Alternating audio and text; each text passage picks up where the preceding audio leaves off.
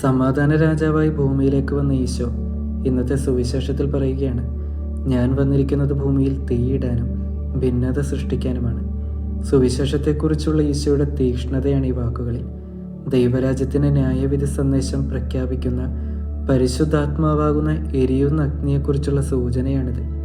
ഈ ന്യായവിധിയാകുന്ന അഗ്നി എല്ലാ കളകളെയും വിളകളെയും വേർതിരിക്കുന്നു. വചനം സ്വീകരിക്കുന്നവരും സ്വീകരിക്കാത്തവരും തമ്മിൽ ഭിന്നത ഉണ്ടാകും.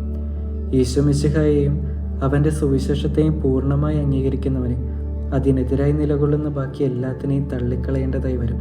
ലോകത്തിൻ്റെ എതിർപ്പുകൾ നേരിടേണ്ടതായി വരും. യോഹന്നാൻ്റെ സുവിശേഷം 15-18 ലോകം നിങ്ങളെ ദ്വേഷിക്കുന്നുവെങ്കിൽ അതിനു മുമ്പേ അതെന്നെ ദ്വേഷിച്ചു എന്നറിഞ്ഞുകൊള്ളുവിൻ. ക്രിസ്തീയ ദൈവവിളിയുടെ മുഖമുദ്രയാണിത്.